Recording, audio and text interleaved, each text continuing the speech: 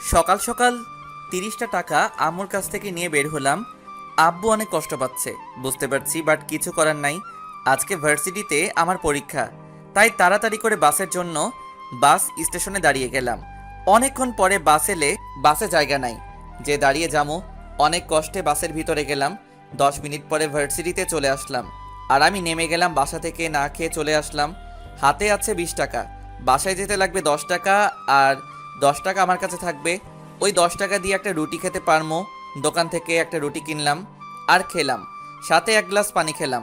10 টাকা দিলাম। তখন দোকানদার বলে, মামা 12টা দেন, 10 টাকা না। মামা রুটি 10টা না? মামা, রুটি 10 টাকা, সাথে 1 গ্লাস পানি, আর পানি হলো 2 টাকা। মামা 2 টাকা পরে দিয়ে দেই, আমার কাছে যে টাকাটা আছে সেই টাকা দিয়ে বাস ভাড়া দিয়ে বাসা যেতে হবে। ঠিক আছে মামা, পরে দিয়েন। আমি ভার্সিটির ভিতরে চলে গেলাম। সোজা আমি আমার সিট খুঁজতে লাগলাম। 1 মিনিট পরে আমি পেয়ে গেলাম। আমি বসে আছি সিটে। সবাই চলে আসলে, কিন্তু আমার সাথে যে লোকটা বসবে সে এখন আসে নাই। স্যারও চলে আসলে খাতা দিবে, তখনই একটা মেয়ে এসে হাজির। সবাই ওই মেয়ের দিকে হ্যাঁ করে তাকিয়ে আছে। দেখতে ঠিক পরীর মতো সুন্দর, বাট এই মেয়ে এখানে কেন? কখনো তো দেখি নাই এই মেয়েকে আমাদের ভার্সিটিতে। তখনই স্যার, আরে আদিবা, ভিতরে আসো। আর সবাই শোনো, ওর নাম আদিবা। আজ থেকে সে তোমাদের সাথে পরীক্ষা দিবে আর সে তোমাদের সাথে পড়বে। যাও, তোমার সিটে গিয়ে বসো। মেয়েটা এসে আমার সাথে বসলে, আমার সাথে বসতেই তার একটু সমস্যা হচ্ছে, তা আমি বুঝতে পারছি। আমার কাপড়গুলো একটু পুরনো টাইপের, তাই আমি মেয়েকে বললাম, হাই, আমি আবির আহমেদ আদি। মেয়েটা ভাব নিয়ে কোনো কথা বলে না। তখন বুঝলাম মেয়েটা বড়লোকের দোলানি, তাই এত ভাব। স্যার খাতা দেওয়া শুরু করলে, সাথে প্রশ্ন। সবাই লিখতে শুরু করলে, আমি আমার মতো করে লিখছি। সবাই এক্সট্রা পেপার নিচে, আমি শুধু তাকিয়ে তাকিয়ে দেখছি আর ভাবছি কি এমন লেখছে তাদের এত এক্সট্রা পেপার লাগে। আমার তো আরও অনেক পৃষ্ঠা বাকি আছে। দেখতে দেখতে প্রায় সময় শেষের দিকে চলে এসেছে। তারপরে গিয়ে একটা এক্সট্রা পেপার নিলাম। একইভাবে ঠিক সময় লিখে পরীক্ষাটা দিলাম। সবাই বের হয়ে সব বন্ধুদের সঙ্গে কত কথা বলছে, বাট আমি বলতে পারছি না, কারণ আমার কোনো বন্ধু নাই। আমার পোশাক দেখে কেউ আমাকে বন্ধু বানাতে চায় না, আর আমিও কারো বন্ধু হতে চাই না। বাসায় আসার জন্য বাসে উঠলাম।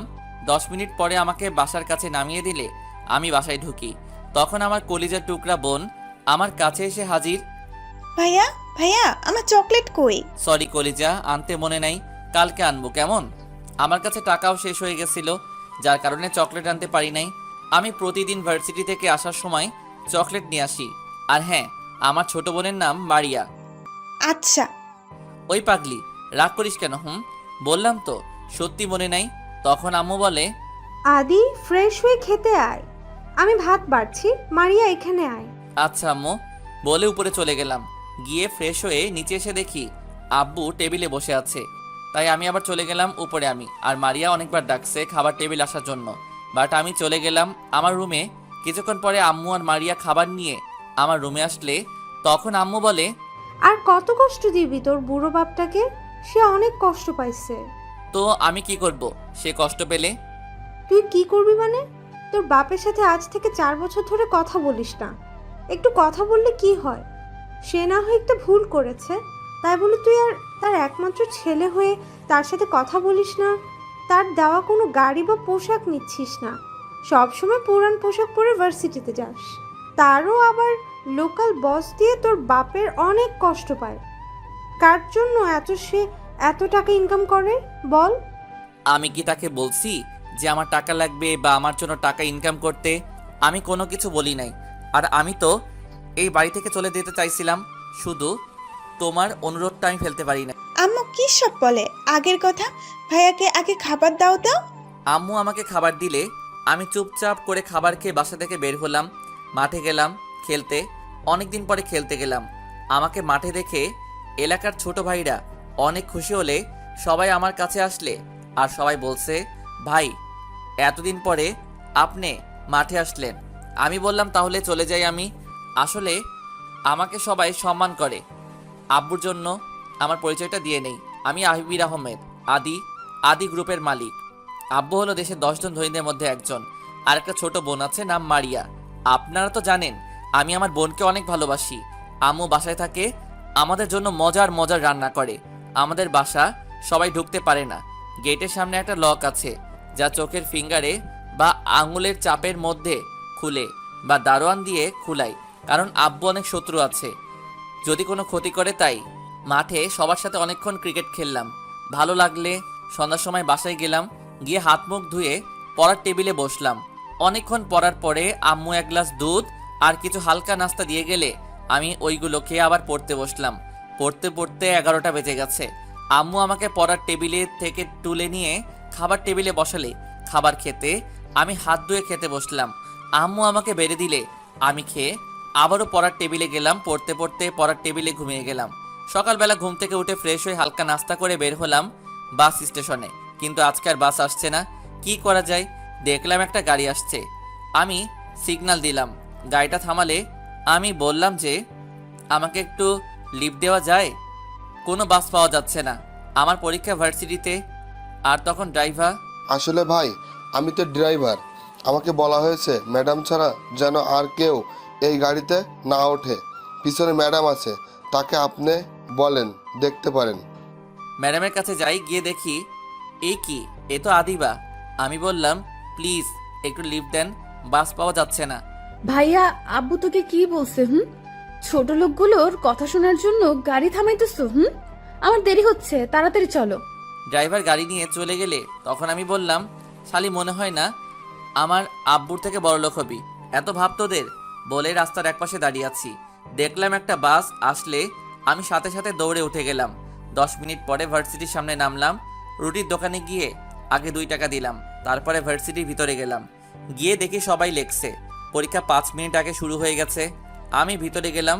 স্যার বলে, তুমি আসতে এত দেরি করলে কেন? আদিবার দিকে একটু আর চোখে তাকালাম আর বললাম, বাস সময় মতো পাই নাই। ও, কাল থেকে একটু আগে বের হবা, তাহলে বাস পাবে। আমি বললাম জি স্যার বলে লিখতে থাকলাম। শুধু ফারুক স্যার আমার সাথে সুন্দর করে কথা বলে, আর বাকি সব স্যারের একটা চিন্তা করে আমি কি করে এই ভার্সিটিতে ভর্তি হলাম। যাই হোক, আগে পরীক্ষা দিতে হবে। আর কথা না বাড়াই, আমার হাতে সময় আছে 2 ঘন্টা। আমি প্রশ্নটা দেখলাম, সবগুলো কমন। আমি লিখতে থাকলাম। অনেকক্ষণ লেখার পরে হঠাৎ মনে হলো কেউ আমাকে কলম দিয়ে খোঁচা দিছে।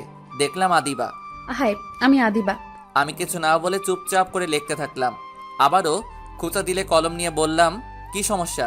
7 নং প্রশ্নের উত্তরটা দেখান। আমি কিছু বলতে চামো, তার আগে আদিবা থামিয়ে দিল। আমি দেখছি আপনি 7 নং প্রশ্নটা দিছেন। ভাব নিয়ে বললাম, সরি, দেখানোর সময় নাই এখন, এমনিতে 10 মিনিট লেট আমার। তাও আপনি চাইলে আমাকে একটু হেল্প করতে পারতেন, তা আপনি করেন নাই। এখন আমিও পারবো না বলে আমি আমার মতো করে লিখতে থাকলাম। আর আদিবা গাল ফুলিয়ে বসে আছে। নির্ধারিত সময় পরীক্ষা শেষ হলে আমি পরীক্ষার হল থেকে বের হলাম। দেখলাম আদিবার আগে গাল ফুলিয়ে আগুন হয়ে গেছে। আমি পরীক্ষার হল থেকে বের হতে হতে আদিবা আমাকে ডাকে। আমি তার কাছে গেলাম। আদিবা বলে, তুই আমার সাথে এমন করলি কেন? আমি কি করছি আপনার সাথে? আমাকে একটু দেখালে কি হতো তোর? আপনাকে দেখালে তখন আমার খাতাটা নিয়ে নিত স্যার, তখন কি হতো? আর আমার 10 মিনিট লেট হয়েছে আসতে। তো কি হয়েছে? কি হয়েছে মানে? ধ্যাত, আমি চলে আসলাম। আবার ডাকলো আদিবা। ওই ফকিনের বাচ্চা, তোকে যেতে বলছি। আমি রাগকে কন্ট্রোল করতে পারি নাই, গিয়ে সাথে সাথে কয়েকটা বসিয়ে দিলাম গালে। ওই ফকিনের বাচ্চা, তোর সাহস কত তুই আমাকে থাপ্পড় মারলি? আবারও 2টা বসিয়ে দিলাম। চুপ, একেবারে চুপ। আরেকবার বললে তোর খবর আছে। ফকিনীর বাচ্চাকে কেন? তুই, তোর পোশাক দেখলে বোঝা যায় তুই কেমন ফ্যামিলির ছেলে। পোশাক দিয়ে কাউকে বিচার করতে নাই, কার মধ্যে কি আছে কেউ বলতে পারে না। তুই আমাকে মারার সাহস কোথায় পেলি? এখনই আমি প্রিন্সিপাল স্যারের কাছে বিচার দেব তোর নামে। দেখ তোর কি হাল করি আমি। প্রিন্সিপাল আমার আব্বুর বন্ধু। মেয়েদের একটা স্বভাব, কোনো কিছু না পারলে আরেকজনের ক্ষমতা দেখায়, পারলে নিজের যোগ্যতা কিছু করে দেখা।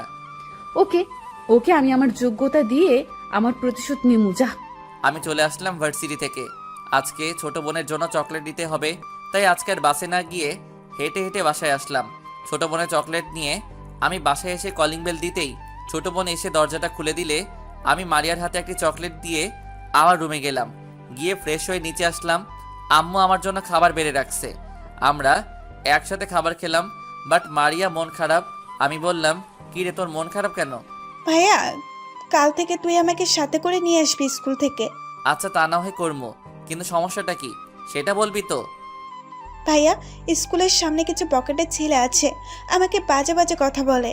আমার রাগটা আরও বেড়ে গেলে, আচ্ছা তুই আমাকে একটু দেখিয়ে দিস তো কারা এই ছেলে পেলে। এখন গিয়ে ঘুমা যা। আমি রুমে চলে আসলাম, রাগে মাথা গরম হয়ে আছে।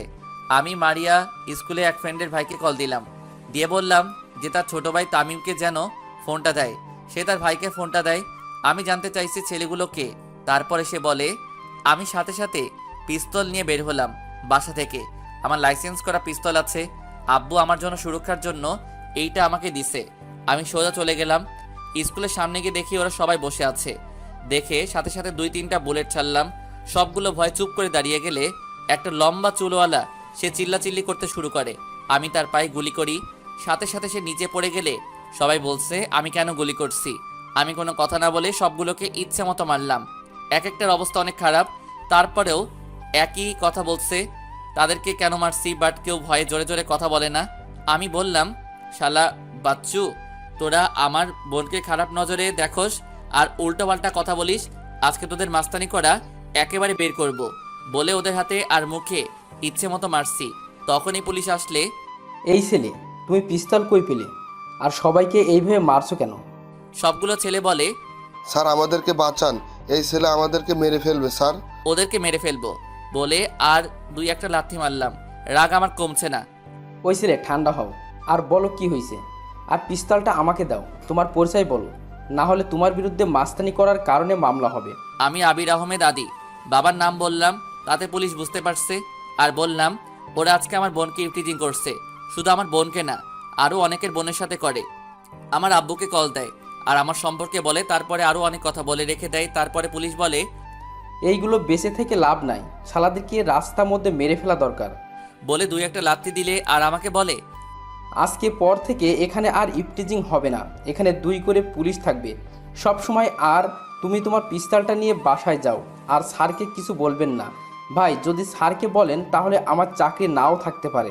আব্বুকে কিছু বলবো না, বাট নেক্সট টাইম যদি কোনো মেয়ে ইফটিজিংয়ের শিকার হয় তাহলে তার পরিণতি অনেক খারাপ হবে। বলে চলে আসলাম বাসায়। সোজা রুমে চলে গেলাম, ঘুমানোর চেষ্টা করলাম।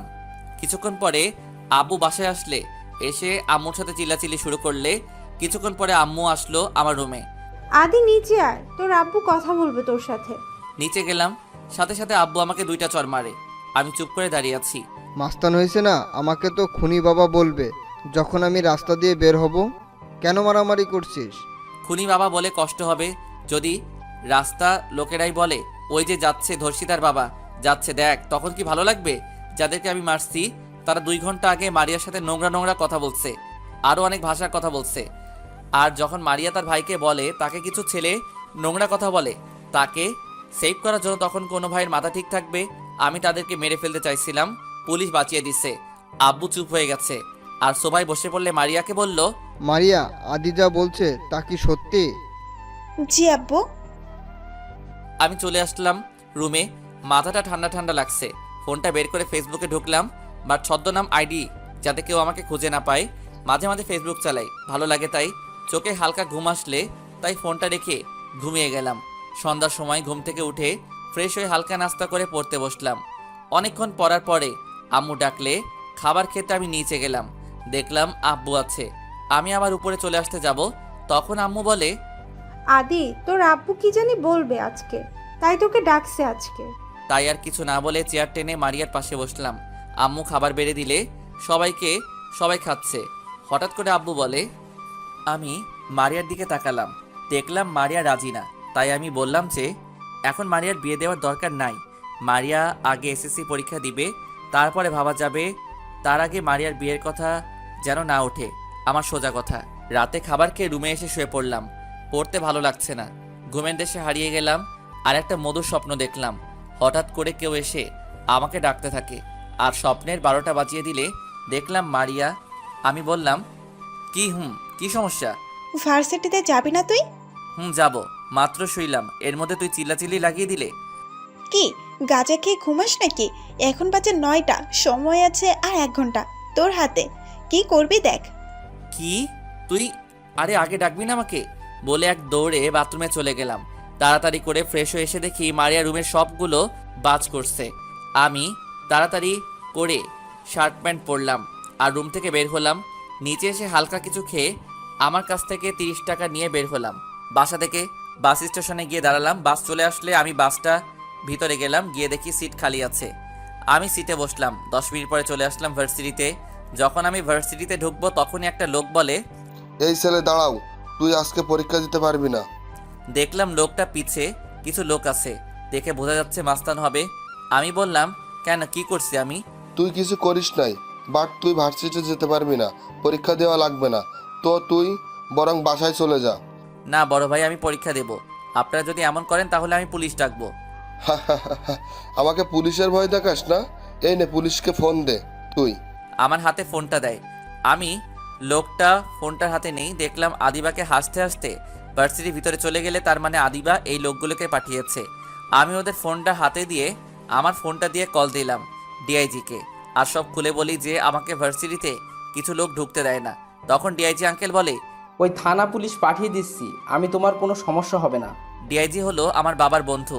আমি বললাম, ওকে আঙ্কেল, তাড়াতাড়ি পাঠিয়ে দেন, আমার পরীক্ষার সময় কম আঙ্কেল বলে ওকে। আর ওই লোকগুলো হাসছে আর বলছে, আরে পুলিশ আমাদের দেখলে সালাম দেয়, তুই পুলিশকে ফোন দিয়ে ওকে, পুলিশে আসলে তোকে আবার মামলা বলবো ঢুকিয়ে দিতে।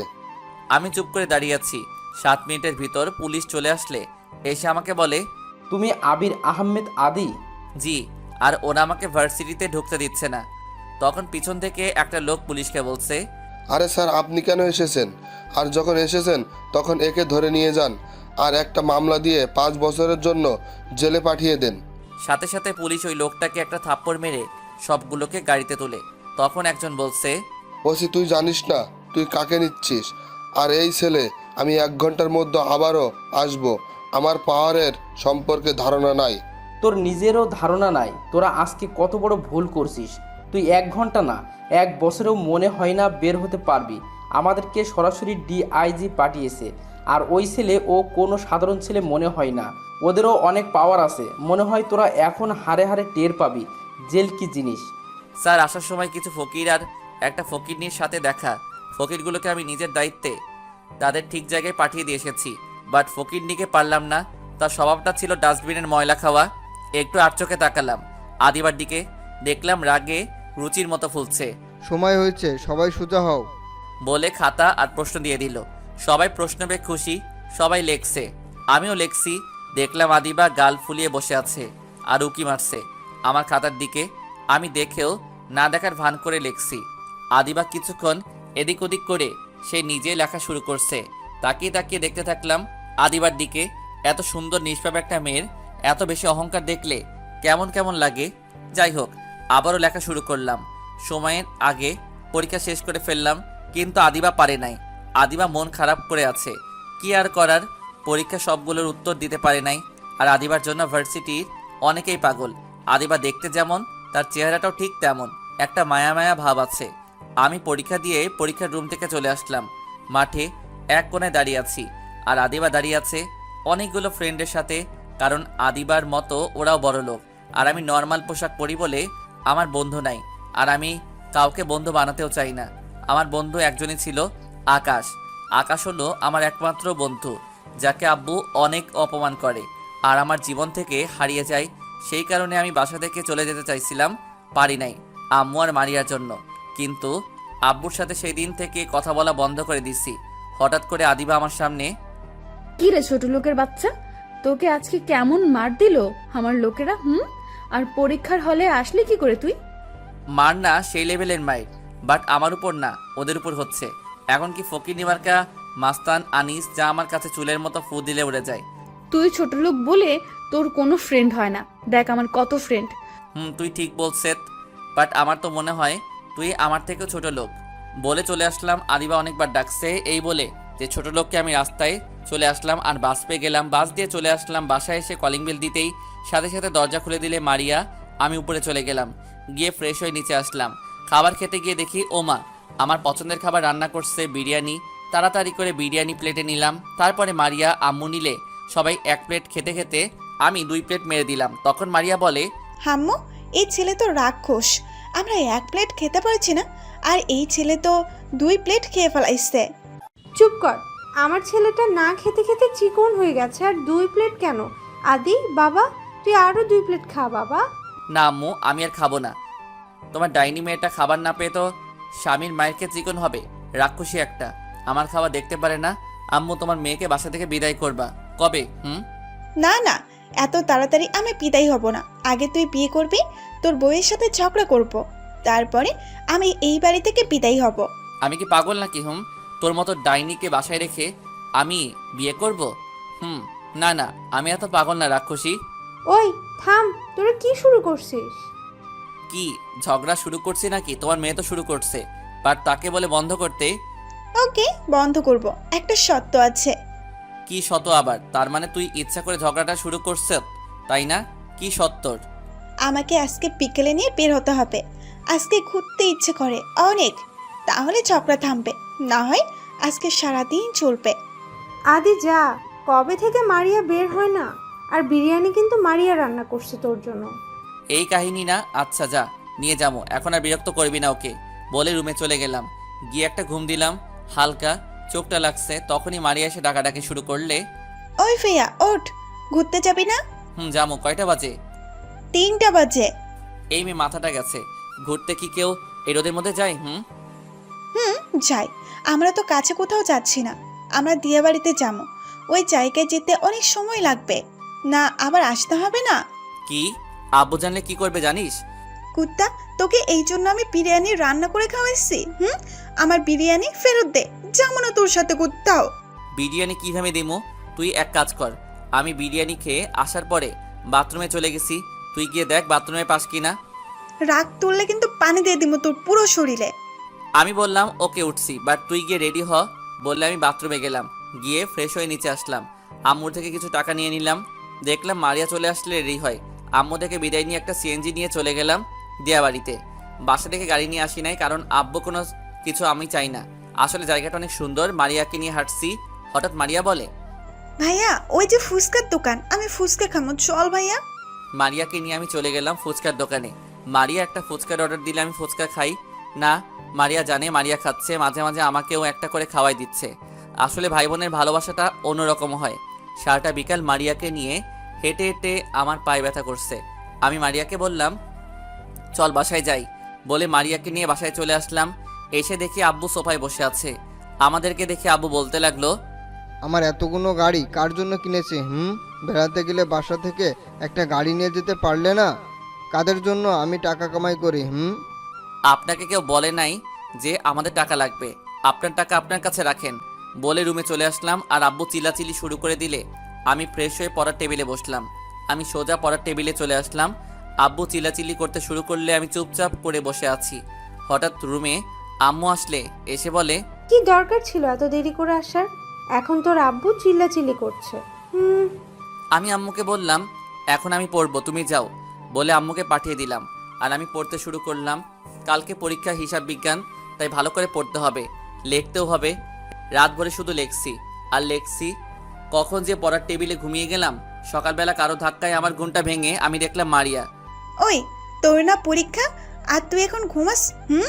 পরীক্ষা? আমার টেনশন তোর কেন? টেনশন তো আমারই থাকবে, কারণ আমি সব সময় চাই আমার ভাইয়া যে ভার্সিটির 1 নাম্বার হয়ে থাকে, 2 নাম্বার হতে যেন না হয়। এই কাহিনী না? আচ্ছা যা, দেখবি তোর ভাই 1 নাম্বার হবে। আচ্ছা যাও, এখন গিয়ে ফ্রেশ হয়ে নিচে আসো। 8:40 বাজে, আমি তোমার রুমটা গুছিয়ে দেই। ওকে। বলে বাথরুমে চলে গেলাম। গিয়ে গোসল করে এসে দেখি রুমটা গুছিয়ে বসে আছে মারিয়া। আমি রেডি হয়ে মারিয়া আর আমি একসাথে নিচে গেলাম। আমি নাস্তা করে বের হলাম। বাস স্টেশনে গিয়ে দাঁড়িয়ে আছি। বাস এলে আমি বাসে করে ভার্সিটিতে আসলাম। আজকে একটু তাড়াতাড়ি চলে আসলাম। মাঠে এক কোণে বসে আছি আর ভাবছি আকাশের কথা। আকাশ থাকলে না কত ভালো হতো। হঠাৎ করে একটা কাশির শব্দ হলে দেখলাম আদিবা আমার সামনে দাঁড়িয়ে আছে কিছু ফ্রেন্ড নিয়ে। আমি বললাম, সমস্যা কি আপনার? সমস্যা হলে তুই আচ্ছা বলতে তুই কেমনি এই ভার্সিটিতে ভর্তি হলি? তোর মতো ফকিনির পোলা তো এই ভার্সিটিতে চান্স পাওয়ার কথা না। সে আপনি না জানলেও চলবে। আপনি আমার পিছে পড়ছেন কেন? আর আপনি জানেন আমি ফকিনি না, কোটিপতির ছেলে। এমনিতে হতে পারে আমার বাবা 10 জনের একজন। হুমা বলে কি এই ফকিনের বাচ্চা? মানুষ রাতে স্বপ্ন দেখে, আর এই ফকিনের বাচ্চা তো দিনের বেলা স্বপ্ন দেখে রে। আমার রাত চেপে বসলে মাথা, এই মাইয়া শুধু আমাকে ফকিনি বলে। এইটা শুনে আমি ক্লান্ত হয়ে গেছি। আজকে কিছু একটা করতেই হবে। থাপ্পড় দেওয়া যাবে না। একেবারে যখন তার শিক্ষা হয় নাই তার, আর হবেও না। তাই মনে মনে সিদ্ধান্ত নিয়ে ফেললাম, তার ফ্রেন্ডের সামনে তার ঠোঁটে কিস দিয়ে দিলাম। আদিবা অনেক জোরাজোরি করছে ছাড়ার জন্য। আমি শক্ত করে ধরে রাখছি। 30 সেকেন্ড পরে ছেড়ে দিছি আর বললাম, এখন কি করবি? এই ফকিনি বাচ্চা, তোকে কিস করছে, এখন কি করবি? তোকে তো আমি দেখে নেব। যা যা, পারলে কিছু করে দেখাস। বলে চলে এলাম পরীক্ষার হলে। সময় আছে 10 মিনিট। একা একা বসে আছি। হঠাৎ করে একটা মেয়ে আসলে বলে, হাই, আমি জান্নাতুল ইসলাম ঈশা। আবির আহমেদ আদি। আমরা কি ফ্রেন্ড হতে পারি? না। কেন, কোনো সমস্যা? আদিবা আপনাকে আমার কাছে পাঠাচ্ছে প্রতিশোধ নেবার জন্য, তাই না? আপনার কি তাই মনে হয়? আর আমি কারো হুকুমের চাকর না, ওকে? ফ্রেন্ড হতে হবে না। ওকে ওকে, আপনি রেখে যাচ্ছেন কেন? আমরা এখন থেকে ফ্রেন্ড, ওকে? তাহলে তুই করে বলবি, আপনি না, ওকে? এর মধ্যে আদিবা তার ফ্রেন্ডের নিয়ে চলে আসলে, আর আমি জান্নাতুলকে বললাম, এখন তুই গিয়ে তোর সিটে বস। এক ফকিন্নি আরেক ফকিন্নির খবর রাখে। তখন বলে হাসতে থাকে তার ফ্রেন্ডগুলো। যে মেয়ে ফকিন্নি কিস খায়, সে মেয়েছে কত বড় লোক তা আমার জানা হয়ে গেছে। তখন আদিবা সাথে সাথে আমার শার্টের কলার ধরে ফেলায়, আরও কিছু একটা বলতে যাবে, এর মধ্যে স্যার চলে আসলো। কি হয়েছে এইসব? স্যার, এই তো ছোট লোকটা তোমাকে কি করেছে সে? আমাকে স্যার বলতে পারবো না। যদি বলতে না পারো তাহলে ওকে ছেড়ে আর সোজা হয়ে বসো। আদিবা লক্ষ্মী মেয়ের মতো করে আমাকে ছেড়ে দিল, আর আমি সোজা হয়ে বসলাম। তখন স্যার সবার উদ্দেশ্য করে বলে, এইটা হলো শিক্ষা প্রতিষ্ঠান। এখানে ছোট লোক বড় লোক বলতে কিছুই নাই। এখানে সবাই জ্ঞান অর্জন করার জন্য এসেছে। তুমি বড় লোক বলে আরেকজনকে ঘৃণা করবা তা না, সবাই এখানে মিলেমিশে থাকবা। আর কখন আদির সাথে আদিবা ঝগড়া না দেখিয়ে বলে দিলাম, যদি দেখি তাহলে সত্যি সত্যি দুজনের জন্য অনেক কঠিন শাস্তি আছে। আমি স্যারের কথা শুনে চুপ হয়ে গেলাম। আর এই বজ্জাত মেয়ে থেকে একটু দূরে থাকা ভালো। স্যার পরীক্ষার খাতা আর প্রশ্ন দিলে আমি প্রশ্ন পেয়ে ভালো লাগছে, কারণ আজকে আমার সব কমন পড়েছে। আমি মন দিয়ে লেখা শুরু করলাম। হিসাব বিজ্ঞান। এই টাকা নিয়ে মাথা গরম করে পরীক্ষা দেওয়া যায় না, ঠান্ডা মাথায় লিখতে হয়। জাবেদা ছিল তাই সহজ করে নিলাম, তারপরে নগদ ছিল তাও করে নিলাম, তারপরে খতিয়ান করে নিলাম। বাট খতিয়ান করতে গিয়ে অনেক সমস্যায় পড়তে হয়েছে আমার। পিছে ছিল জান্নাতুল, তাকে বললাম সব কিছু কি ঠিকভাবে দিছে কি না। জান্নাতুল বলে খতিয়ান সমস্যা। আমি জান্নাতুলকে খতিয়ানটা করার জন্য সাহায্য করলাম। এইভাবে সবগুলো উত্তর সুন্দরভাবে করে নিলাম। আর দেখলাম আদিবা কাটাকাটি করা শুরু করে দিছে, আর আমার দিকে আর চোখে তাকায়। চোখে চোখ পড়তেই আমরা দুইজনই চোখ নামিয়ে নিলাম। স্যার যথাসময় সবার খাতা নিয়ে নিলে আমি বের হলাম পরীক্ষার হল থেকে। তখন জান্নাতুল বলে, আদি, মাঠে একটু দাঁড়া, আমি আসছি। ওকে তুই আয়। বলে আমি এক কোণে দাঁড়িয়ে আছি। 2 মিনিট পরে জান্নাতুল আসলে আমরা দাঁড়িয়ে কথা বলছি। হঠাৎ করে আদিবা চলে আসলে, সাথে তার ফ্রেন্ডরাও আছে। আদিবা বলে, দেখ দেখ, এক ফকিন্নি আরেক ফকিন্নির কাছে আইছে, দেখলে বমি বমি আসে। পমি আমাকে দেখে আসে নাকি অন্য কোনো কাহিনী আছে? পরে তো আবার আমার উপর অন্য কোনো মামলা ঢুকিয়ে দিবে। তখন আদিবা রেগে গিয়ে আমার শার্টের কলার ধরে বলে, কি বলতে চাস তুই? আর ফকিন্নি তো ফকিন্নি, চিন্তা ভাবনা থাকে। ফকিন্নিকে এত অহংকার কিসের তোমার? তুমি দেখতে সুন্দরী, বাবার টাকা আছে বেশি, এই জন্য? তোর বাপের থেকেও আমার আব্বুর টাকা কম না। আর একবার যদি ফকিন্নি কথাটা মুখ দিয়ে বের হয়, তাহলে আমার থেকে খারাপ কেউ হবে না। সাথে সাথে আদিবা চুপ হয়ে গেল। জান্নাতুল, আমি গেলাম। দাঁড়া, তুই এখন এখানে দাঁড়িয়ে আছি কেন? যাও এখান থেকে। ওকে, যাচ্ছি। আরে কি দরকার ছিল ওই মেয়ের সাথে ঝগড়া করার? মেয়েটা একটু বেশি অহংকারী, আর তোকে ফকিনি ফকিনি বলে তাই একটু রাগ হয়েছে। আচ্ছা, তোর বাসায় কি কে আছে রে? আর থাকিস কোথায়? কেন রে, জেনে কি করবি? আরে বল না শুনি। আম্মু আব্বু ছোট বোন আর আমি। তোর কে কে আছে? আম্মু আব্বু আর আমি। কি করে আঙ্কেল? আদি গ্রুপ মেসেঞ্জার পদে আছে। তোর আব্বু কি করে? কাজ করে। তোর বাসা কোথায়? ঠিকানা আপনাদেরকে বললাম না? তোর কোথায়? এই ঠিকানাটা আমাদের। ভালো, এখন চল বাসায় যেতে হবে। ওকে চল, আমি একটা রিক্সা নিয়ে তোকে নামিয়ে দিয়ে আসি, কেমন? এই না না না, আমি যে একাই যেতে পারবো, বরং তুই ঠিকঠাক বাসায় যা, কেমন? ওকে, বাট তোর ফোন নাম্বারটা আমাকে দে। 0140686। ওকে, এখন আমি আসি। বলে জান্নাতুলের থেকে বিদায় নিয়ে চলে আসলাম বাসে করে আমার ভার্সিটির সামনে। দাঁড়িয়ে পড়ে আমি বাসে করে বাসার সামনে চলে আসলে টাকা দিয়ে গাড়ি থেকে নামলাম। গেট খুলে নিলাম। দরজায় কলিং বেল দিতেই আম্মু দরজা খুলে দিলে আমি বললাম, তুমি কেন? আম্মু, মারিয়া কই? মারিয়া কি স্কুল থেকে আসে নাই? মারিয়া তো স্কুল থেকে ওই কখন এসেছে, কিন্তু সে তার রুমে মন খারাপ করে বসে আছে। কেন, কি হয়েছে ওর? কি জানি, কিছু বলছে না আমাকে। আম্মু, তুমি জানতে চাইবে না কি হয়েছে? দেখ, আমি যাচ্ছি ওর কাছে, তুমি খাবার সাজাও টেবিলে। বলে মারিয়ার রুমে গেলাম। গিয়ে দেখি মারিয়া চুপচাপ করে খাটের এক কোণে বসে আছে। আমি বললাম, কি হয়েছে আমার রাক্ষসী বোনটাকে? কে কি বলেছে? কি হয়েছে মারিয়া, আমাকে বল বোন আমার। মারিয়া আমাকে জড়িয়ে ধরে কেঁদে দিল। আরে আরে, আমার বোনটা কাঁদে কেন? কে কি বলছে বল আমাকে। ভাই, আজকে না সোহান নামের একটা ছেলে আমাকে প্রপোজ করছে। আমি রাজি হই নাই বলে আমাকে বলছে কালকে যদি আমি স্কুলে যাই আর ওর প্রপোজটা গ্রহণ না করি তাহলে নাকি আমাকে সে সবার সামনে অপমান করবে। সোহানটা কে আমাকে একটু বলতো। আমাদের স্কুলের সভাপতির ছেলে, অনেক বখাটে। আচ্ছা, এই জন্য তোর মন খারাপ তাই না? আচ্ছা চল, এখন খাবার খাবি, ঠিক আছে? পরে দেখছি কি করা যায়।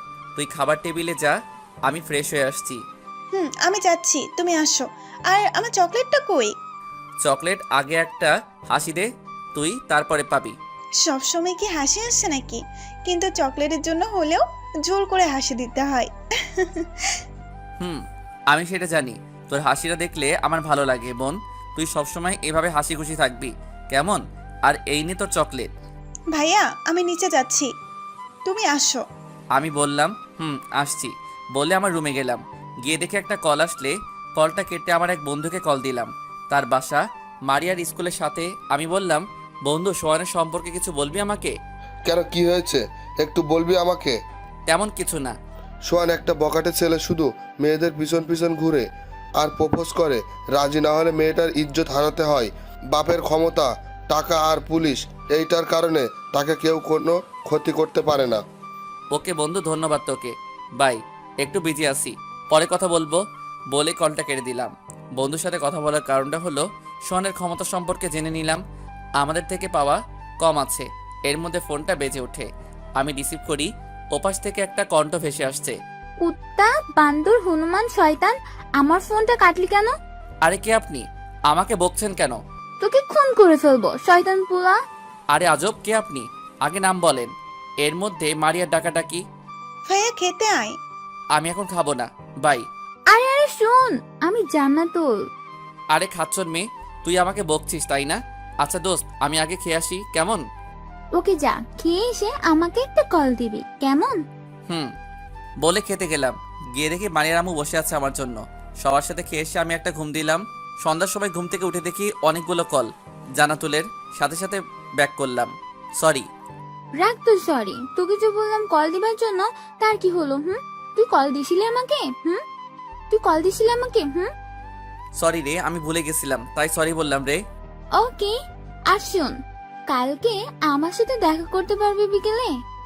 ওকে, পারবো। কখন কোথায় আসতে হবে? আমি বলে দেবো তোকে। ওকে, বাই।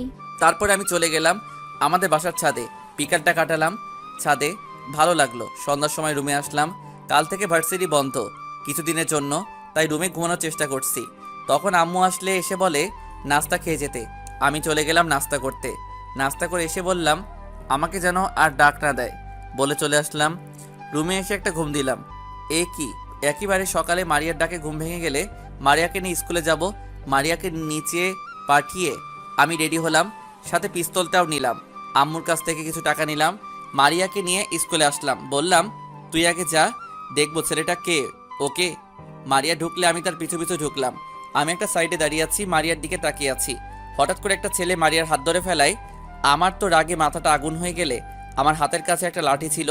দৌড়ে গিয়ে যে হাত দিয়ে মারিয়া হাত ধরে রাখছে, সেই হাতের মাঝে একটা বাড়ি দিতেই সে একটা চিল্লানি দিয়ে নিচে পড়ে গেলে আমি তাকে ইচ্ছে মতো মারলাম।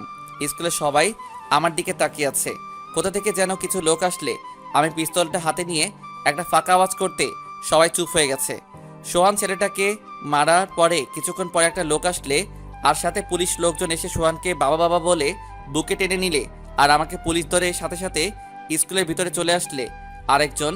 আর সে হলে কিছুক্ষণ পরে একটা লোক আসলে আর সাথে পুলিশ লোকটাকে এসে সোহানকে বাবা বাবা বলে বুকে টেনে নিলে আর আমাকে পুলিশের হাতে ধরিয়ে দিল।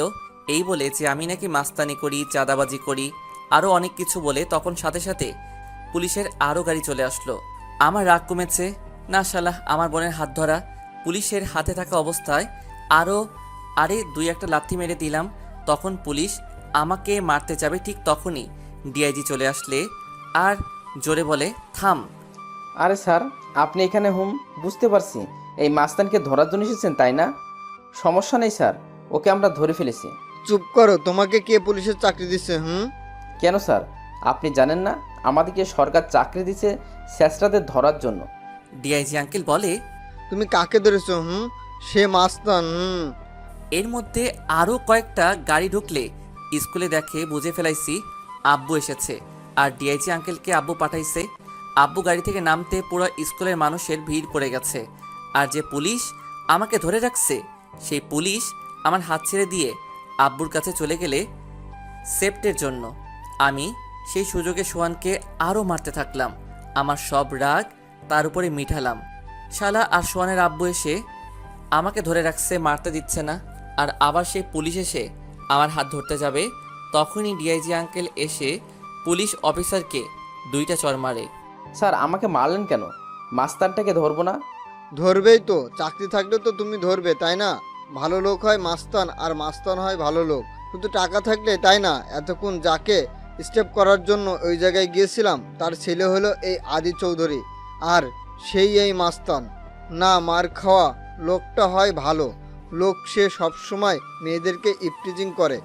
আর আজকেও এই মামুনি যে এই দিকে আসতেছে, মারিয়া যায় তখন বলে এই হলো আদি, ছোট বোন মনে হয়। ওই যে যাকে স্টেপ করার জন্য গিয়েছিলাম তার মেয়েকে আজকে এই মেয়ের সর্বনাশ হয়ে যেত। কোনো ভাইয়ের সামনে তার ছোট বোন কলিজার টুকরা হাত ধরে টানাটানি করবে আর তার বড় ভাই তা দেখবে আর চুপচাপ থাকবে, তা ভাবলে কি করে হয়? এটাকে ছেলে না বাবা, বেটাকে এখানে শেষ করে দেওয়া উচিত। সাথে সাথে সোহান আর তার বাপ ডিআইজির পায়ে পড়ে যায়। ডিআইজি বলে, আমি কিছু করতে পারবো না, যাদের কাছে তুমি অপরাধী তাদের কাছে যাও। সাথে সাথে মারিয়া পায়ে পড়ে যায়। মারিয়া পা সরিয়ে নেয়, তারপরে আমার কাছে আসে, বাট সোহান আসে না। যদি আবার মারি ভয় পেয়ে আসে না। তারপরে আস্তে আস্তে করে আমার পায়ে পড়ে, তখন একটা লাথি দিয়ে আমার সামনে থেকে সরিয়ে দেই আর বলি, যেখানে আমার বোন তোদেরকে ক্ষমা করে নাই সেখানে তোরা আমার পায়ে ধরতে এসেছিস। বলে আবারও মারতে যাব, তখন আব্বু বলে, থামাদি, এই কুকুরগুলোকে আর মারিস না, তাদেরকে পুলিশের হাতে তুলে দে, শেষ জীবনটা জেলে পচে মরুক। আমি থেমে গেলাম। পুলিশ ওদেরকে নিয়ে গাড়িতে উঠালে তারপরে যে পুলিশটা আমাকে ধরছে সে এসে আমাকে সরি বলে আর বলে, ওই লোকটা আমাকে এমনভাবে বলে যে আমার মাথাটা নষ্ট করে দিল, তাই তোমার সাথে খারাপ ব্যবহার করেছি। সরি ছোট ভাই। স্যার, আপনি আপনার জায়গায় ঠিক কাজটা করেছেন, বাট সত্যিটা না জেনে ভুলটা করেছেন। পুলিশ আঙ্কেল, বাপ বেটাকে এমন শিক্ষা দিয়ে ছাড়বেন যেন কোনো বাপ তার ছেলেকে এমন শিক্ষা না দেয়। এই স্কুলে অনেক মেয়ের জীবনটা নষ্ট করে দিয়েছে ওরা। তুমি চিন্তা করো না মামনি, ওদের কঠিন বিচার হবে। এই বলে পুলিশ চলে গেলে সব ছাত্রছাত্রীরা হাতে তালি দিয়ে আমাকে অভিনন্দন জানালে। আব্বু মারিয়াকে গাড়িতে উঠালে আমাকে উঠতে বলে। আমি উঠি নাই, বললাম একটা কাজ আছে বলে চলে আসলাম। আব্বু মারিয়া গাড়ি করে চলে গেলে আমি হেঁটে হেঁটে বাসায় গেলাম। বাসায় ঢুকতেই আব্বু চিল্লাচিল্লি। আদি, দাঁড়া। কি বলো?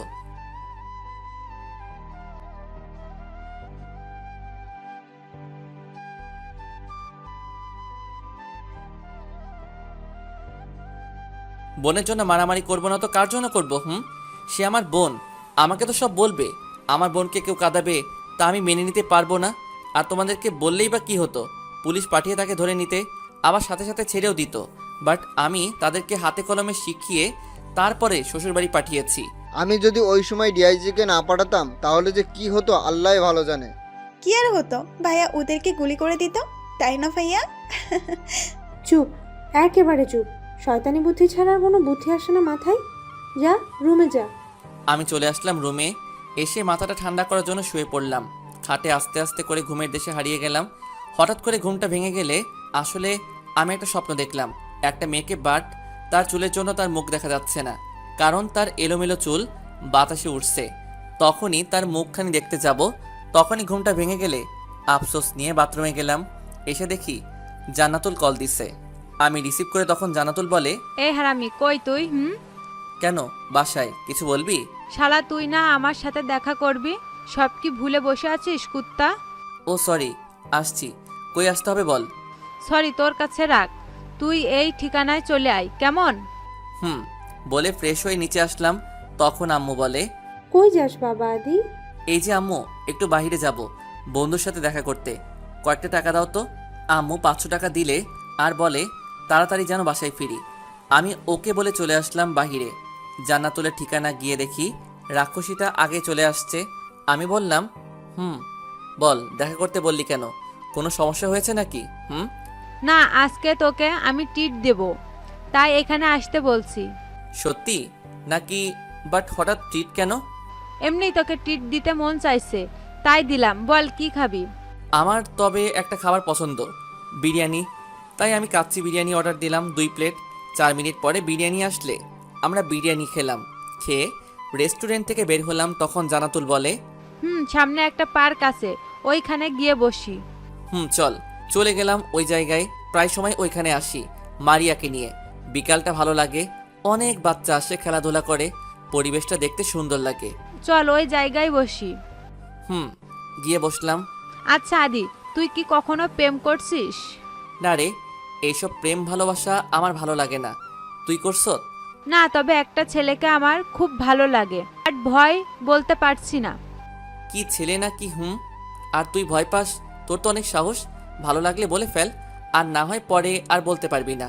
আচ্ছা, ছেলেটার নাম কি রে? তখন জান্নাতুল নামটা শুনে আমার মনটা কেমন কেমন যেন করতে শুরু করে দিল। জান্নাতুল যে নামটা বলে সেই নামটা হলো আকাশ। আমার বন্ধুর কথা মনে পড়ে গেল, আমার মনটা খারাপ হয়ে গেল। তখন জান্নাতুল বলে, কি রে, কি হয়েছে তোর আবার? কিছু না। আচ্ছা চল আর বাসায় চলে যাই। কেন, তোর কি ভালো লাগে না? কি হয়েছে বল তো আমায়। আরে কিচ্ছু হয় নাই। আচ্ছা, সামনে তো 14 ফেব্রুয়ারি আসছে, তখন তাকে তুই প্রপোজ করে দিবি কেমন? আমি একটা মেয়ে হয়ে তাকে প্রপোজ করব, সে করতে পারে না? সব সময় কি ছেলেরা প্রপোজ করবে নাকি? এখন থেকে মেয়েরাও করবে। আমি করব না তাকে প্রপোজ। ওকে, না করলে নাই, বাট নিজের জিনিসটা যখন অন্যের সাথে দেখবি তখন দেবদাসী হয়, কান্না করিস কেমন? না না, আমি কান্না করতে পারবো না, আর ওকে অন্য কারোর সাথে দেখতেও পারবো না। আচ্ছা তুই কি দেখবি? কে? না রে, একেবারে বিয়ের সময় দেখব আমাদের দোলাভাইকে। ও মা গো, মেয়ে তো লজ্জাও পাইছে। বাহ বাহ, ভালো তো। কুত্তা, তুই জানিস না মেয়েরা বিয়ের কথা বললে লজ্জা পায়? ও মা, তাই নাকি? এই কথাটা কি সত্যি নাকি? মেয়ে বিয়ের কথা শুনলে লজ্জা পাই? আচ্ছা চল, আজকে তুই আমাদের বাসায়। না রে, আমি বাসায় যেতে হবে এখন। আচ্ছা চল, আমি তোদের বাড়িতে যাব, আন্টি আঙ্কেল আর তোর ছোট বোনের সাথে পরিচয় হই। দেখ, তুই হলি বড় লোকের একমাত্র মেয়ে, আমার মতো সামান্য একটা ছেলের বাসা যাবি, তা মানায় না রে। কুত্তা, বন্ধুদের মধ্যে কখনো বড় লোক আর ছোট লোক হয় না রে। চল এখন আমি তোদের বাসায় যাব। তুই পাগল নাকি? তোকে আমার সাথে বাসায় নিলে আব্বু আম্মু আমাকে কতগুলো প্রশ্ন করবে, আমি বাবা এতগুলো উত্তর দিতে পারবো না। তোকে অন্য এক সময় নিয়ে যাব কেমন? আমি ইচ্ছা করে নিচে যাই নাই, আমি চাই না কেউ আমার পরিচয়টা জানুক। ওকে, বাট আমাকে নিয়ে যাবি কিন্তু। ওকে, আচ্ছা যা, নিয়ে যাব একদিন। এখন আমাকে যেতে হবে, সন্ধ্যা হয়ে আসছে। ঠিক বলছো, চল তোকে দিয়ে আসি আমি। না, আমি যেতে পারবো। তুই ওই যে রিক্সাটা থেমে আছে ওইটা দিয়ে চলে যা, আমি একটা বাসে করে চলে যাচ্ছি কেমন? আচ্ছা, তুই আমার সাথে রিক্সায় গেলে কি এমন হবে? কিছু হবে না, বাট আমি কোনো মেয়ের সাথে রিক্সায় উঠতে পারবো না রে, কেউ দেখলে আমার সমস্যা হবে। এই রিক্সা মামা যাবে এই ঠিকানা জায়গায়? মামা যাব, তবে ভাড়া 10 টাকা বেশি দিতে হবে। ভাড়া 60 টাকা, আমাকে 70 টাকা দিতে হবে। ওকে মামা, সমস্যা নাই, চলেন। ওকে, আল্লাহ হাফেজ। বাসায় গিয়ে আমাকে কল দিস কেমন? বলে চলে আসলাম। রাস্তায় দেখলাম একটা ঝালমুড়ির দোকান, দেখে আমি চলে গেলাম ঝালমুড়ি খেতে। আমি বললাম, মামা ঝাল কম দিয়ে ঘুরি বেশি দিয়ে ভালো করে একটা বানিয়ে দেন। 1 মিনিট পরে আমাকে বানিয়ে দিলে আমি টাকা দিয়ে খেতে খেতে রাস্তা দিয়ে চলে আসলাম। দেখলাম একটা বাস থামিয়ে রাখছে, আমি দৌড়ে গিয়ে বাসটাকে ধরলাম, সাথে সাথে উঠে গেলাম। বাস চলে আসলে আমাদের বাসার কাছে আমি নেমে গেলাম, আর বাসায় চলে আসলাম। কলিং বেল দিতে মারিয়া বলে, ভাইয়া তোকে কতগুলো কল দিলাম, তুই ধরিসনি কেন? আমি ফোনটা বের করে দেখি মারিয়ার 7টা কল। আমি বললাম, দেখো ফোনটা সাইলেন্ট ছিল, কেন কল দিছিস? ভাইয়া ফুচকা খাবো, ঝালমুড়ি খাবো, চল না ভাইয়া। কি? এখন সন্ধ্যা হয়েছে, আব্বু বাসায়, আমাকে বকা শোনাবি নাকি? আপু জানবে না, আমরা লুকিয়ে লুকিয়ে যাব। আরে মাথা মোটা, তোর কি মনে হয় আব্বু বোকা? যখন তোকে বাড়িতে কোনো জায়গা বা রুমে না দেখবে তখন কি হবে বুঝতে পারছিস? বোকা মেয়ে, যা রুমে যা। খাবো ফুচকা ঝালমুড়ি। বলে চলে গেলে আমি বাসা থেকে আবার বের হলাম, আর রাস্তার পাশে দেখলাম ফুচকা আর ঝালমুড়ি বিক্রি করছে। ওইখান থেকে প্রসেস করে নিয়ে আসলাম বাসায়। কলিং বেল দিতেই আম্মু দরজা খুলে দিল। কই ছিলে এতক্ষণ? আর হাতে কি এটা? তোমার মেয়ে কই? ঘুম পড়ছে আর গাল ফুলে আছে, কি জানি। আচ্ছা থাক, আমি আসছি। মারিয়া গাল ফুলে আছে, তার কারণ আমার হাতে প্যাকেটগুলো দেখবা। কিছুক্ষণ পরে সব কিছু ঠিক হয়ে যাবে। কি যে করিস দুই ভাই বোন, আল্লাহ ভালো জানে। আমি আর কিছু না বলে উপরে চলে গেলাম। গিয়ে দেখি মারিয়া চুপ করে বসে আছে বই খুলে। আমি পেছন থেকে বেউ দিতেই মারিয়া ও ভাইয়া বলে উঠল। আমি সাথে সাথে মারিয়াকে বুকে জড়িয়ে নিলাম আর বললাম, ভয় পাস না, আমি আছি তোর সাথে। কুত্তা, আমাকে ভয় দেখাস কেন? যাও আমার রুম থেকে। ওকে, চলে যাচ্ছি, বাট ফুচকা আর ঝালমুড়িগুলো ময়লা ঝুড়িতে ফেলাই দিয়ে আসি। কি? এই দাঁড়া দাঁড়া, কই যাস? বস আগে। না, চলে যাই, তুই তো বললি। ও, বলছিলাম না তোকে চলে যেতে? আচ্ছা কাজ কর, তুই এগুলো রেখে চলে যা। বলে হাত থেকে প্যাকেটটা রেখে বের করে দিল। আমি চলে আসলাম রুমে। এসে ফোনটা বের করে দেখি জান্নাতুল কল দিচ্ছে। আমি রিসিভ করি আর বলি, পরে কথা বলবো, এখন ফ্রেশ হচ্ছি। বলে কলটা কেটে দিলাম। তারপরে ফ্রেশ হলাম। আম্মু এসে ডেকে গেলে নিচে আসতেই আমি নিচে গিয়ে দেখি আম্মু নাস্তা নিয়ে বসে আছে। আমি গিয়ে একটা চেয়ারে বসলাম, আরও নাস্তা করে রুমে চলে আসলাম আর বললাম, রাতে আমি খাবো না। বলে রুমে চলে আসলাম। মাথা ব্যথা করছে তাই শুয়ে পড়লাম আর আস্তে আস্তে ঘুমিয়ে গেলাম। সকালে কারো ডাকে আমার ঘুমটা ভেঙে যায়। চোখ খুলে দেখি মারিয়া। ভাইয়া ওঠ না। কি কি হয়েছে বল? শপিং করব, তোকে যেতে হবে। আব্বু আমাকে একা ছাড়বে না। তো আমি কি করব? আমি যেতে পারবো না, তুই যা এখান থেকে। ওকে। বলে চলে গেলে কিছুক্ষণ পরে আমার মুখে এক জগ পানি ঢেলে দিলে আমি চিল্লানো দিয়ে উঠে গেলাম। আমি রাগের মাথায় মারিয়াকে মারতে গেলাম। যখন থাপ্পড় দেব তখনই মারিয়া ভয় পেয়ে কেঁদে দেয়। আরে আরে, তোকে কি কিছু করছি আমি? দেখ, তুই কাঁদবি না, বলে দিলাম। আচ্ছা যা, তুই রেডি হ, তোকে নিয়ে শপিং করতে যাব, যা। সত্যি বলছো তো? যা, রেডি হ। মারিয়া খুশি হয়ে চলে গেলে রেডি হতে আসি। আমি বাথরুমে চলে গেলাম। গোসল করে রেডি হয়ে নিচে গিয়ে দেখি মারিয়া রেডি। শপিং বলে কথা, তাই আমার আগে এসে হাজির। হালকা নাস্তা করে নিলাম আর মারিয়াকে বললাম, টাকা নিছত? মারিয়া বলে কার্ড দিচ্ছে। এখন আম্মুকে বিদায় দিলাম। একটা সিএনজি নিয়ে মার্কেটে চলে আসলাম। মারিয়ার সাথে শপিং কমপ্লেক্সে ঢুকলাম। 1 ঘন্টা ধরে ঘুরছে, বাট কোনো কিছু কিনে নাই মারিয়া নাকি কোনো কিছু ভালোই লাগে না। আমি বললাম, দেখো মারিয়া, আমার আর ভালো লাগে না। তুই যদি এভাবে ঘুরতে থাকিস আমি তোরে রেখে চলে যাব কিন্তু। রাগ হচ্ছে মারিয়া। কি করব, পছন্দ হচ্ছে না তো। তাহলে আম্মুর সাথে শপিং করতে আসবি। এখন চল বাসায়। এই না না না, সত্যি এবার কিনবো। বলে একটা দোকানে গেলাম। দেখতে দেখতে মারিয়া একটা ড্রেস পছন্দ হয়েছে।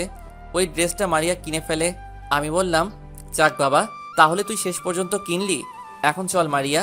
না, এখন তুইও কিছু কিনবি, তারপর যাব। চল প্যান্টের দোকানে। আমি বললাম না, আমার আছে, এখন চল। বলে মারিয়াকে জোর করে নিয়ে আসলাম বাহিরে। মারিয়া তো সেইভাবে রেগে আছে। আমি চুপচাপ দাঁড়িয়ে আছি। মারিয়া রাগ করে আছে আমি কেন কিছু কিনলাম না। তাই আমি একটা সিএনজি ডাকতে গেলাম। ঠিক তখনই কি হলো মনে নাই। মারিয়া একটা চিল্লানি দিলে আর আমি নিচে শুয়ে পড়লাম। দেখলাম একটা গাড়ি ওপাশে এসে আমাকে ধাক্কা মারে, যার কারণে আমার হাতে সমস্যা হয়। আমি নিচে পড়ে গেলে আমার হাতে ব্যথা পাই। গাড়ির নাম্বারটা মনে রেখে দিছি। মারিয়া দৌড়ে আমার কাছে আসে। সাথে সাথে মানুষের ভিড়টা জমে যায় আর আমাকে একটা গাড়ি করে হাসপাতালে নিয়ে যায়। মারিয়া আব্বুকে কল দিয়ে বলে, ভাইয়া গাড়ির সাথে ধাক্কা খেয়ে এখন হাসপাতাল আছে। সাথে সাথে আব্বু আম্মুকে নিয়ে চলে আসে হাসপাতালে। রুমে আসার আগে থেকে আম্মু কান্না শুরু করে দিলে আম্মু রুমে ঢুকে আমাকে জড়িয়ে ধরে কান্না শুরু করে দিলে আর বলে, বাবা তুই ঠিক আছিস কি না? ঠিক আছি। আব্বু ডিআইজিকে কল দিয়ে বলে, আমার ছেলেকে কারা যেন মারার চেষ্টা করেছে, তোমরা কি করো? বলে চিল্লাচিল্লি শুরু করে দিল। আম্মু গিয়ে মারিয়াকে একটা থাপ্পড় মারে। মারিয়া গালে হাত দিয়ে বসে আছে চুপচাপ। আম্মু, তুমি কেন মারিয়াকে মারছো? মারিয়া আবার কি করছে? মারিয়ার জন্য তো আজ তুই এখানে। মারিয়া যদি তোকে নিয়ে না আসতো তাহলে আজকে তুই হাসপাতালে থাকতি না। ও মা, এখানে মারিয়া কি দোষ? এইটা আমার নিয়তি ছিল। মারিয়া, আমার কাছে আয়। কি হলো, গাল ফুলিয়ে দাঁড়িয়ে আছিস কেন? এখানে আয়। মারিয়া আসে আমার কাছে। আমি বললাম, দেখ, মন খারাপ করে থাকিস না বোন, আম্মু তোর দোষ দিচ্ছে। আমি তো জানি তোর দোষ নাই। নিজের ছেলে রাস্তা দেখে চলতে পারে না, মাঝে আবার আরেকজনকে দোষ দিচ্ছে। তখন আব্বু এসে চিল্লাচিল্লি শুরু করে দিল যে এই বলে, আমার এত গাড়ি, টাকা পয়সা কার জন্য কামাই করি? যেই গাড়ি আমার কোনো কাজে আসে না, 3-4 বছর আগে একটা ছেলের জন্য বাপের সাথে সম্পর্ক নষ্ট হয়ে যায়। আমার কি বাপ ডাক শুনতে ইচ্ছা করে না? আজ যদি তুই গাড়ির নিচে পড়ে মরে যেতিস তাহলে আমাদের কি হতো সেটা একবার ভেবে দেখেছিস? না, যখন নিজে একদিন বাপ হবি তখন বুঝবি আমার কি পরিমাণ কষ্ট হয়েছে। আচ্ছা আদি, তুমি কি কেউকে সন্দেহ করো? না পুলিশ আঙ্কেল। কিছু একটা বলো যেটা দিয়ে আমরা তাকে ধরতে পারি। একটা জিনিস আমার মনে আছে, ওইটা দিয়ে ধরতে পারেন। কি সেইটা বলো, আমরা চেষ্টা করব তাড়াতাড়ি যেন খুঁজে পাই।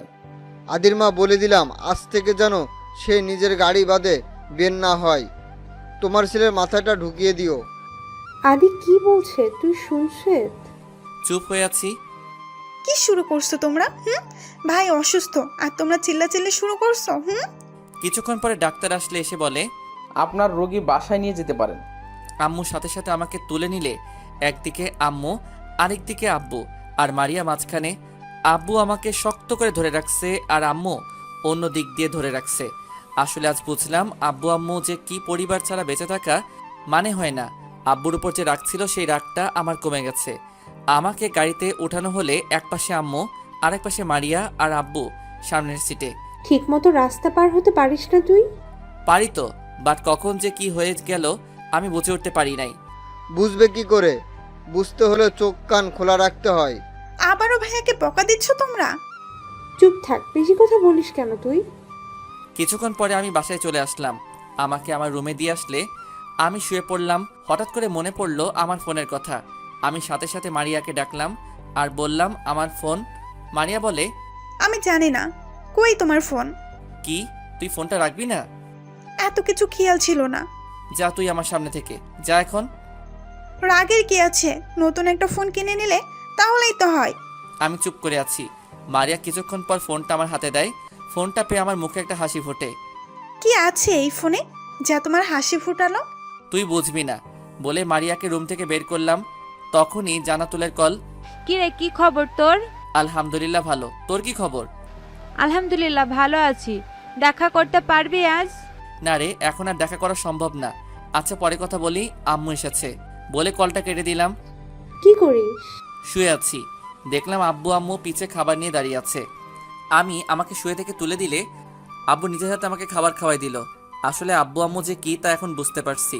খাওয়া দাওয়া শেষ করে আমাকে শুয়াই দিল। এইভাবে কেটে গেল অনেক দিন। বাট জান্নাতুলের সাথে আর দেখা করি নাই, শুধু ফোনে কথা বলছি। দেখতে দেখতে ভার্সিটিও খুলে গেল, আমিও সুস্থ হয়ে উঠি। অনেক দিন পরে ভার্সিটিতে যাব।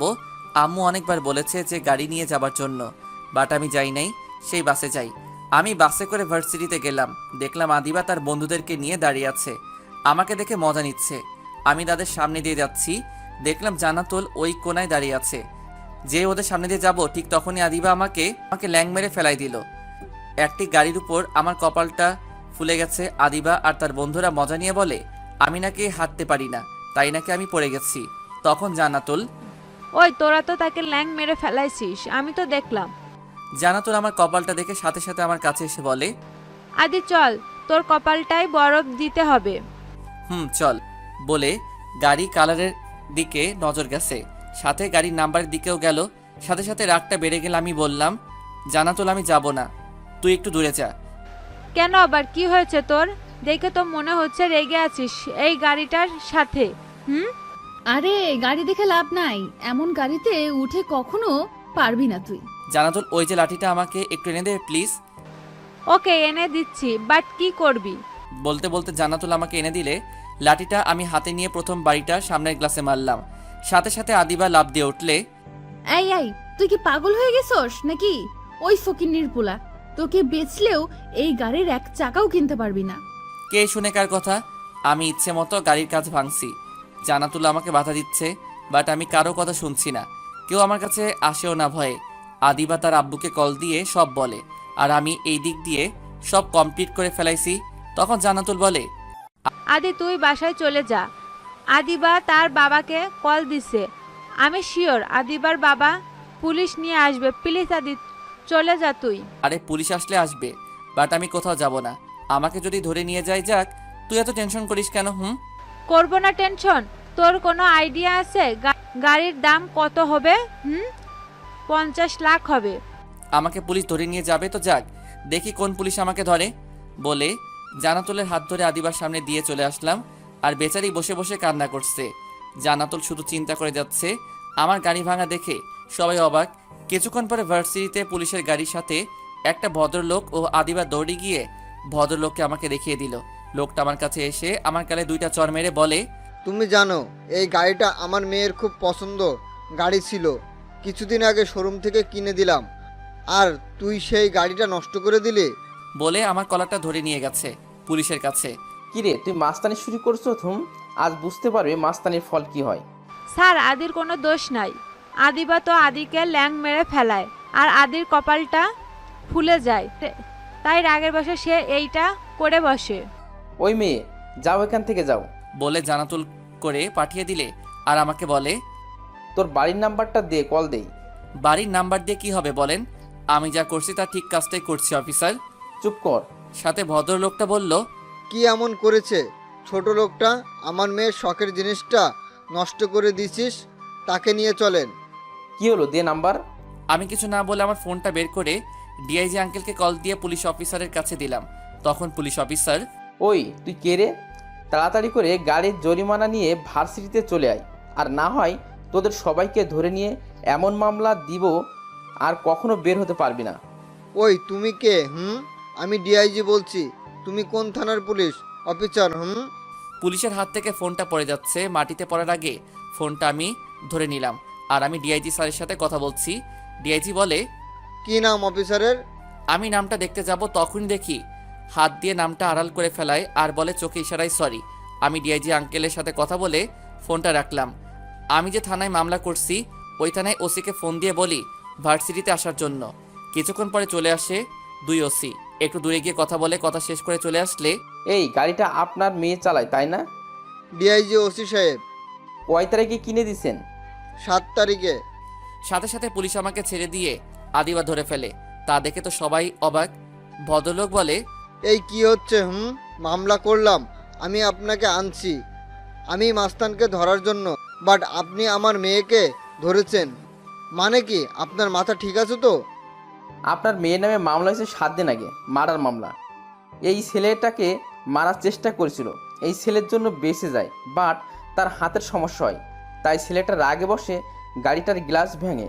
এখন আমরা আপনার মেয়েকে ধরে নিয়ে যাব যতক্ষণ না মামলা তুলছে। ভদ্রলোক তার মেয়েকে জিজ্ঞেস করে যে পুলিশ যা বলছে তা কি ঠিক কিনা। আদিবা আমতা আমতা করতে শুরু করে। তাতে ভদ্রলোক বোঝে যায়, আমার কাছে এসে বলে, বাবা তুমি আমার ছেলের মতোই, ওই সময় তোমার গায়ে হাত তুলেছিলাম, সরি বাবা, আমাকে ক্ষমা করো, না বুঝে তোমাকে একটা থাপ্পড় দিলাম। আরে আঙ্কেল, ক্ষমা চাইতে হবে না, আপনি তো বলছেন যে আমি আপনার ছেলের মতো। তখন লোকটা বলে, আমার মেয়েটাকে আমি মানুষ বানাতে পারি নাই বাবা, মামলাটা তুলে ফেলাও, যদি টাকা লাগে তাহলে আমি আপনাকে টাকা দেব। তখন একটা ওসি এসে বলে, ওই যে মিস্টার, আপনি কাকে টাকা গরম দেখাচ্ছেন? জানেন কে উনি, কার ছেলে? তখন আমি পুলিশ অফিসারকে থামিয়ে দিয়ে ভদ্রলোককে বলি, আপনার মেয়ের বিরুদ্ধে মামলা আমি তুলে নেব, বাট আপনার মেয়েকে এইটা শুধু বলতে বলেন যে আমার কাছে এসে সবার সামনে সরি বলতে, তাহলে আমি মামলা তুলে নেব। তখন আদিবার বাবা, ওকে তোমাকে সরি বলবে। বলে আদিবা কাছে যায় আর সরি বলতে বলে। আদিবা সাথে সাথে মানা করে। আদিবার বাবা সাথে সাথে একটা থাপ্পড় মেরে বলে, যাও বলছি ছেলেটার কাছে সরি বলো। আদিবা রাগে ফুলে আছে, আমার সামনে এসে আমাকে সরি বলে। আমি কিছু না বলে দাঁড়িয়ে আছি। আদিবা আমার সামনে থেকে চলে যায় আর আমি পুলিশকে বলি মামলাটা আমি তুলে নিলাম, সব এখানে শেষ। বলে পুলিশ চলে যায়। তখন জান্নাতুল, ওই আদি, বুঝলাম না কি থেকে কি হলো, আমাকে একটু খুলে বলতে কি হয়েছিল এতক্ষণ? আদিবা যে কিনা এত অহংকার মনের মধ্যে, সে মেয়ে তোকে সরি বলতে বাধ্য হয়েছে? এত কিছু জানতে হবে না তোর, এখন চল ভিতরে যাই, ক্লাসের সময় হয়ে গেছে। চলে, বাট আজকে কোনো কিছু আমি বুঝলাম না, কি হলো? আগে চল ক্লাস করে নেই, তারপরে না হয় একদিন জানাবো। বলে ক্লাসে চলে আসলাম। সবাই আমাকে দেখে চুপ হয়ে গেছে। আমি আমার সিটে বসে পড়লাম। এর মধ্যে স্যার চলে আসলে স্যার এসে আমাকে বলে, আদি তুমি দাঁড়াও তো। আমি দাঁড়িয়ে গেলাম। তখন স্যার বলে, কি হয়েছে আজকে তোমার আর আদিবার মধ্যে একটু বলবা? আর গাড়িটা কেন নষ্ট করছে তারা? স্যার পরীক্ষা যেদিন শেষ হয় সেই দিন আমাকে একটা গাড়ি ধাক্কা মারে। তখন ক্লাসের সবাই অবাক। তখন আমি আবারও বলতে থাকলাম, যখন আমাকে ধাক্কা মারে তখন আমি অল্পের জন্য বেঁচে যাই, বাট আমার হাত মচকে যায়। তার জন্য আমি 1 সপ্তাহ শুধু বিছানায় ছিলাম। 1 সপ্তাহ পরে আমি ঠিক হই, বাট আমার আব্বু তখন পুলিশকে কল দেয় আর মামলা করে। আমি ওই গাড়ির নাম্বার আর কালারটা আমার মনে ছিল, তার উপর ভিত্তি করে আমার মামলাটা নেওয়া হয়। আজ যখন আমি ভার্সিটিতে আসি, এখন আদিবা দাঁড়িয়ে আছে। আমি যখন তার সামনে দিয়ে যাচ্ছি তখন সে আমাকে ল্যাং মেরে ফেলায় আর আমার কপালটা ফুলে যায়। আর যখন দেখলাম ওই গাড়িটা, তখন থেকে আমার পুরা মাথা গরম হয়ে যায় আর রাগের বশে তার গাড়িটা নষ্ট করে ফেলাই। তারপরে কাহিনীটা সবাই দেখছে। আচ্ছা বাদ দে, এখন সবাই মনোযোগ দিয়ে বোর্ডের দিকে তাকাও। আমরা সবাই স্যারের কথা শুনছি। হঠাৎ করে জান্নাতুল আমাকে কলম দিয়ে খোঁচা মেরে বলে, ওই কুত্তা, এত বড় একটা দুর্ঘটনা ঘটে গেল, আমাকে জানালে না কেন? আরে এমনি জানাই নাই। আদিবাকে একটা শিক্ষা দেওয়া দরকার। বাপের টাকা বেশি, অহংকারী দেখায়। তার বাপের টাকা আছে তাই দেখায়, তাতে তোর সমস্যা কই? যাক বাবা, যার জন্য করি চুরি সেই বলে চোর। তোর জন্য বললাম যে তাকে একটা শিক্ষা দেওয়া দরকার, আর তুই আমাকে, যা, তুই কথা বলবি না। আমি তো তোর সাথে মজা করছি, তুই রাগ করিস কেন?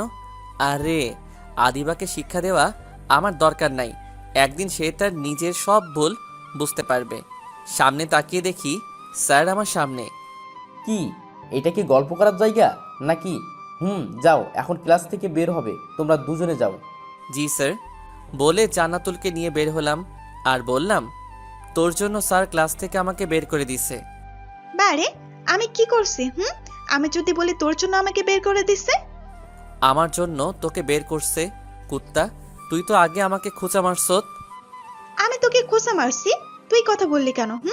তুই কথা না বললে আমাদেরকে আজকে ক্লাস থেকে বের করতো না। ওরে সাতচুন্নি, তুই খোঁচা মারবি আর আমি চুপ করে থাকবো না? থাকবে, তুই চুপ থাকবি কুত্তা। আমি কুত্তা হইলে তুই সাতচুন্নি। আদি, বাসা যেতে হবে রে আমার এখন। কেন, আজকে তোকে ছেলেপক্ষ দেখতে আসবে নাকি? আরে না, আব্বুর শরীরটা ভালো না, তাই যেতে হবে রে। ওকে যা। জান্নাতুলকে একটা রিকশায় তুলে দিলাম আর আমি বাসে করে বাসায় চলে আসলাম। এসে কলিং বেল দিতেই আম্মু দরজাটা খুলে দিল।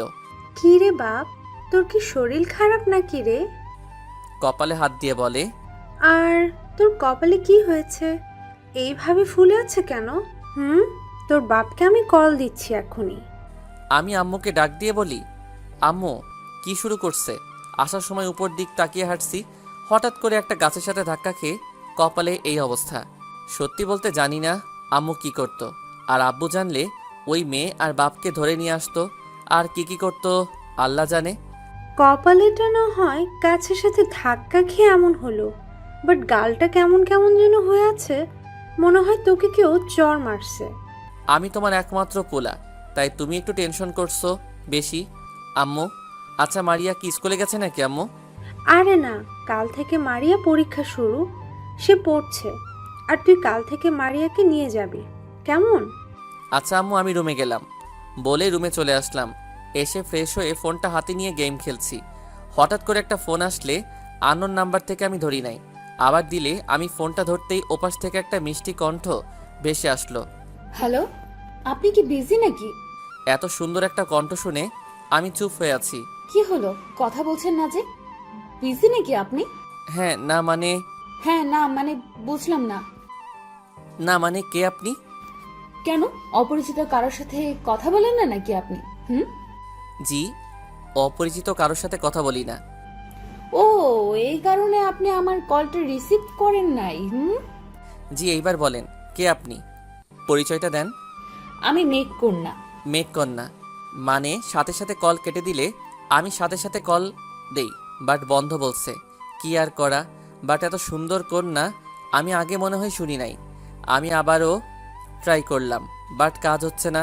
তাই আমি নিচে গিয়ে দেখি আম্মু বসে বসে টিভি দেখছে আমি আম্মুর কাছে গিয়ে বসি। কিছু বলবি তুই? না আম্মু, ভালো লাগছে না, তাই তোমার কাছে আসলাম। কিছু খাবি তুই? আপেল, কমলা, কলা বল, খেলে আমি এনে দেই। না আম্মু, কিছু খাবো না।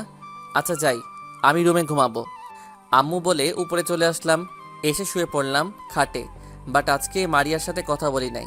ভার্সিটি থেকে আসার পরে মারিয়া পরীক্ষা, তাই মারিয়ার রুমে যাওয়া হয় নাই। আমি ওই মেয়ের কথা চিন্তা করতে করতে কখন যে ঘুমের দেশে হারিয়ে গেলাম জানি না। স্বপ্নের মধ্যে ও একটা মেয়েকে দেখতে পেলাম, বাট শুধু পিছনটা, সামনে দিয়ে মুখটা দেখা যাচ্ছে না। আমি যখন তাকে জিজ্ঞেস করি কে তুমি, তখন সে বলে আমি মেঘকন্যা, আর কণ্ঠটা পুরা সেম। আমি সাথে সাথে দৌড়ে তার সামনে যাই। তার মুখখানা দেখা যাচ্ছে না, তার চুলগুলো বাতাসে উঠছে। আমি চুলগুলো সরাতে যাবো, ঠিক তখনই আমার ঘুমটা ভেঙে গেলে আসলে ঘুমটা ইচ্ছে করে ভাঙি নাই, আমার ঘুমটা জোড়া করে ভাঙছে, মানে আমার বোন মারিয়া। আমি বললাম মারিয়া বলে রাগে মাথা চিল্লান দিলাম। তখন সাথে সাথে আম্মু বলে, কি হয়েছে বাপ? তোমার মেয়ে আমার এত সুন্দর স্বপ্নটা ভেঙে দিছে, কি করতে মন চায় জানে এখন। এই জন্য এত বড় চিল্লান দিতে হয়? তোর আব্বু তো ভয় পেয়ে গেছে, আসতে চাইছিল, আমি আসতে দেইনি। আম্মু তোমার মেয়েকে নিয়ে যাও তো এখন। চলে যাচ্ছি, থাক, আসবো না আর তোর রুমে, ডাকবো না আর তোকে। তুই না ডাকলে আমি খুশি, যা তুই। আম্মু আর মারিয়া চলে যায়। আমি আবারও শুয়ে পড়লাম, দেখি স্বপ্নটা দেখতে পাই কিনা। বাট শুয়ে আছি, কিন্তু ঘুম তো আর আসে না। এই পাশ ওই পাশ করছি, বাট ঘুম আসে না। আমি খাটে থেকে উঠে হাত মুখ ধুয়ে মারিয়ার রুমে গিয়ে একটা কাশি দিলাম। তাতে মারিয়া, ওই আমার রুমে কি তোর? যা রুম থেকে। দেখতে এসেছি পড়িস কিনা, কাল না তোর পরীক্ষা। আচ্ছা, ওই সময় আমাকে ডাকলি কেন বলতো? এমনি ডাকছি, যা এখন। মারিয়া তুই কি রেগে আছিস নাকি? প্লিজ রাগ করিস না, ওই সময় মাথাটা ঠিক ছিল না। এখন বল কেন ডাকছিলি? ভাইয়া, ফুচকা আর ঝালমুড়ি খাবো। আচ্ছা তুই পর, আমি তোর জন্য নিয়ে আসবো, ওকে? এই বলে আমি বাসার বাইরে গেলাম। একটা ফুচকার দোকানে গিয়ে 2টা ফুচকা বেশি করে ঝাল দিয়ে প্রসেস করে দেন। তারপরে একটা ঝালমুড়ি নিলাম। ওইগুলো নিয়ে আমি বাসায় আসলাম। সোজা মারিয়ার রুমে গেলাম, আর মারিয়াকে দিতেই মারিয়া অনেক খুশি হয়। আমি এইগুলো দিয়ে সোজা ছাদে চলে গেলাম। বিকালটা অনেক সুন্দর, যা ছাদে না উঠলে বোঝা যায় না। হঠাৎ করে আমার ফোন বাজতে শুরু করলে দেখলাম জান্নাতুল কল দিছে। রিসিভ করলাম। কিরে কুত্তা, একটা কল দিলে না?